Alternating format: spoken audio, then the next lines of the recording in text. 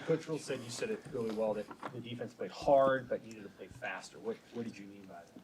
Well, I think our guys give great effort. Their intent is to give great effort, but when you talk about playing fast, especially in the second half, it comes down to diagnostics of reading plays, determining is it run, is it pass. Because obviously when it's run, we want them going. When it's pass, we want them playing coverage. So that's just something I think we need to keep talking about. Like I said, I think we're always in the mindset of we want them to play hard, physical, execute at a high level, and play for each other. But sometimes there's like a subset of that effort, which I think is just playing fast and trusting what you see and going. And really, especially in the run game and in some of the pass games, rush stuff. I think from a pass coverage stuff, you could clearly see, they couldn't throw the ball, didn't have an interest to. They came out in the second half, and it looked like he said to himself, I don't really know what they're doing coverage-wise, so I'm just going to take off and run. But that's kind of what I mean by that. What do you see out of guys and just how they process their first game film? Like, because Coach Rule mentioned, like, he had the guys kind of grade themselves before he came back and looked at it again, and just how they kind of took it in their first time out there. Right. Them grading themselves is actually a standard operating procedure here. They grade themselves in the scrimmages, and they grade themselves every game. So you want to make sure that what you're trying to establish is a culture of, I'm going to be harder on myself than my coaches can possibly be on me in terms of technique, fundamentals, execution, how hard am I playing, how physical am I playing.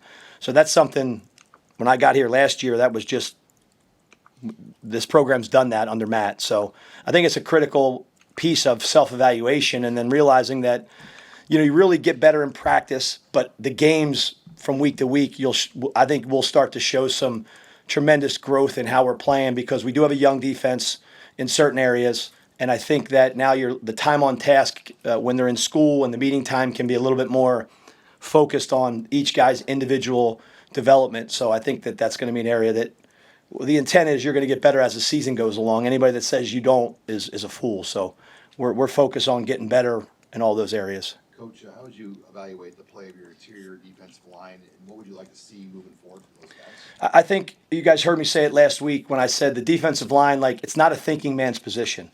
It's a get off the ball, create a new line of scrimmage, get off blocks, make tackles, be disruptive.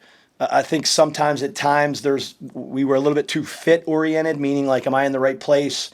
Or maybe the processing wasn't going as fast, but your D-line has got to be a bunch of guys that just freaking go and think about things later. And I don't mean play reckless. I'm just talking about getting off the ball, creating a new line of scrimmage, and I think that's something we're going to be preaching with all of our front guys from now until the final game of the season. On that D-line, Riley Van Poppel's a guy we heard about a lot in the spring and the offseason, got a single digit. What do you need to see more from him to take it to the next level? I think it just comes down to three things. It comes down to, is he playing as hard as he thinks he can? And then we got to make sure if that's how hard you think you can play, we're going to get you to play harder. Physicality at the line of scrimmage, getting off blocks. I think with all of these guys, we're not singling out anybody. You just happen to ask about one of them. That's to me where our biggest step in week to week has got to be, from week 1 to week 2, is our ability to get off the ball and get off blocks, because that's what really the run game is all about. Whatever call that's made, it's getting your hands on the blocker, getting off the blocker, getting to the ball carrier. So that's I think something we're going to be emphasizing with our front seven, really the front six. What jumped out about Donovan Jones to just, I know you kind of moved him at safety at one point, then moved him back to corner. His ability to kind of move around and just adapt to wherever he is. Well, the first thing, when we're evaluating players at each position, we want big, fast, physical, and tough. And that's what he is. I mean, he's a 200-pound corner. He tackles like a linebacker. He's got a processing element to him that he plays fast, that he plays well in games. So you're able to play a kid like that at corner for however many snaps he played. And then at dime, he's covering their best receiver in the slot. So I just think that when we're evaluating the players we want to put on the field, coaches talked about find the winners and get them on the field. Well, we feel like we have two pretty good corners in Sierra and Marshall. So we think Donnie's one of those guys that's a winner. So just like Marshall and Sierra, I think they're three of our better players on defense. And so if you only have two positions, it's your job as a coach to find a way to get that guy on the field. So we're going to constantly be trying to figure out whoever those players are that play well and practice well week to week. The system's going to evolve, and it's going to be built around the players that are playing hard, that are playing physical, that are executing at a high level, that are doing it for their teammates. And thankfully, I'm experienced enough that our system's going to be built around them. It's not going to be pigeonholed into, oh, this is what we do, and we're gonna evolve to having who we think are the best 11 players on the field, and that's a process that we're still working through. And Donnie obviously has shown to be capable to be one of those players. I just feel like your linebackers play. Do you consider Singleton a linebacker, or is he still kind of a safety? He's Yeah, playing down. he's a safety, but like obviously. We use it systematically, whether it's Deshaun or Marquise or whoever it is, like we're going to get and need sometimes that extra player in the box at the second level, which you could characterize, well, he's in the safety room, but he's a second level player, so he's got to understand linebacker play. You know, I think that, each one of those guys, obviously, Javen made a huge play on the screen right before half, and then Vincent Shavers made a game-changing play that set up a touchdown, gave our offense a short field, and our offense turned it into 7 points. That's a huge play before the half that, as we talk about winning the middle eight all the time, so we got to stop in 2 minutes, and our offense got the ball back to start the half. So I think those two guys, in terms of the plays that they made, the run game fits, and the consistency in the run game just needs to keep coming. But, obviously there's two winning plays in that regard. I know you guys preach next play mentality. Is what Malcolm did, is that the ultimate teach tape in that, getting the penalty and then? Yeah, I think it is, in that you got the penalty. He also, he got beat on a cover 5 early. I mean, in that drive, and you just got to keep playing, and winning is hard no matter what. Everybody thinks winning is just about magic. There's a certain team that always should beat this team, and that's just not how college football works, especially when you've had the whole offseason to prepare for a ball game. So you have to play each play as it is for that play, and knowing that I'm just going to put myself in position. And then he did a great job of disguising him, did a great job of kind of, I don't want to say use the word baiting, but forcing the quarterback to throw the ball where he didn't want to. And then when he did that, now you still got to go and make the play. How many times have you seen it where guys have put themselves in the position over the weekend to make the play, and the ball's dropped, and then the outcome totally changes? So, I think, yes, that's a great testament that at the end of the day, once that play's over, you move on to the next one. And we can learn from that too. I definitely can learn from that. Sometimes I hang on a call that I didn't like, that I made, or a result of a play. Sometimes it irritates me. It's just in my nature. But we all got to keep working on that next play and remaining neutral and putting ourselves in position to win the next play. How did you, when you look back at that game, you look at that, they turned up the tempo late. What was your assessment of that, how you guys reacted? I think our overall assessment of the game is that, I think I mentioned it to you guys last week, early on, can they block us? Early on, can we cover them? Early on, can we tackle them? I knew right away that we could cover them. I had concerns because there was mentions about all these new transfer wideouts and who are they, where they come from, and we saw them on tape, but we don't know until we play them. I felt pretty consistent. We could cover them. We could affect the quarterback with our coverage. Tackling them, we tackled their backs and the receivers better as the game got along. And then the biggest concern, as I think I mentioned to you last week, was the quarterback just turning the game into like a high school football game, which that's no criticism of him. But in the second half, I think he realized that, however many yards they had, they didn't have many. And he said, I'm going to get back there, and if a guy I'm looking at's open, I'm going to throw it to him. If not, I'm taking off, which is what he did. And so that's a hard thing to manage. We got to be more disciplined in our rush lanes. I could be more helpful in how I was calling the game, maybe adding a fifth rusher.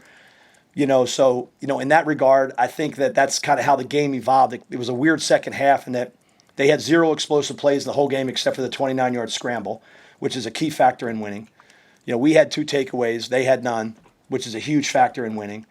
Some of those leaky rush yards were quarterback driven, which when you do the math, when the quarterback runs, that means you're post safety or somebody else has got to get involved or somebody's got to whip somebody's tail and get off a block. And that's the next step for us. So that second half was just a little weird in that there was really no rhythm or vibe to the game. It was really just a quarterback getting the ball and him kind of freelancing.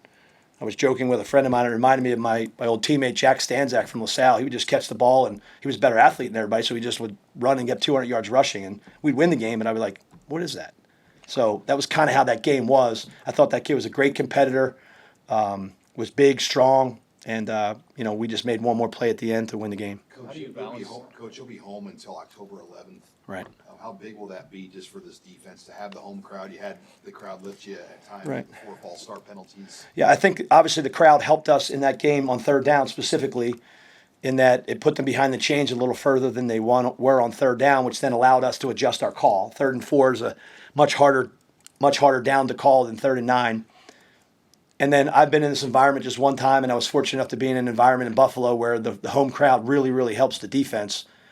But at the end of the, we just have to focus on doing our job and not really play to the crowd, because the better you play, the more plays you make, the harder you play, the more physical you play, the more better you execute, the crowd's going to be behind you the whole time, and you're going to have that at your disposal. So we want the crowd to be as loud as possible, especially on third down, to force that quarterback, whoever the quarterback is, to execute and communicate, and to allow us to play to our strengths, which is rushing and coveraging. How do you balance making the adjustments that you need against the things that hurt you in that game, considering that you probably aren't going to see a whole lot of quarterbacks who are that aggressive with their feet moving forward? Right. I think we have to. So football is a game of what does the opponent do on the film, and then it's also a component of what does offenses do against us.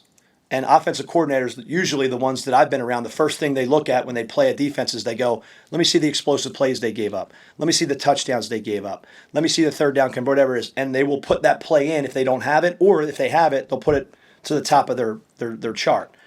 So quarterback, like, what are you going to tell the quarterback? Hey, listen, guys, if nobody's open, just take off and scramble, because they had 90-something yards in quarterback scrambles.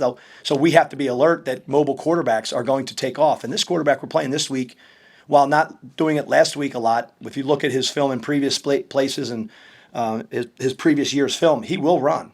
So we have to continue to make that a point of emphasis where we're going to rush like wildfire, but we have to keep the quarterback in the pocket, because when the quarterback sits in the pocket and throws the ball, like I just said, I think that's going to play to some of our strengths with our back seven and our secondary. So I think it's a balance, of what we think they're going to do based on their film against Wyoming, and then maybe some of the things they may put in wrinkle-wise that they may think hurt us, which we're always keeping that in mind.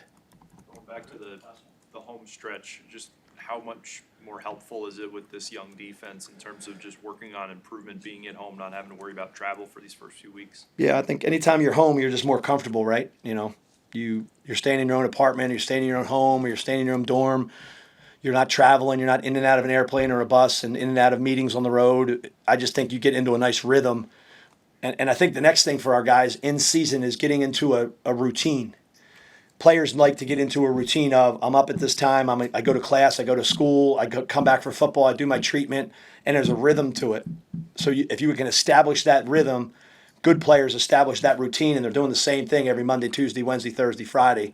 And obviously not having to travel on Fridays helps as well.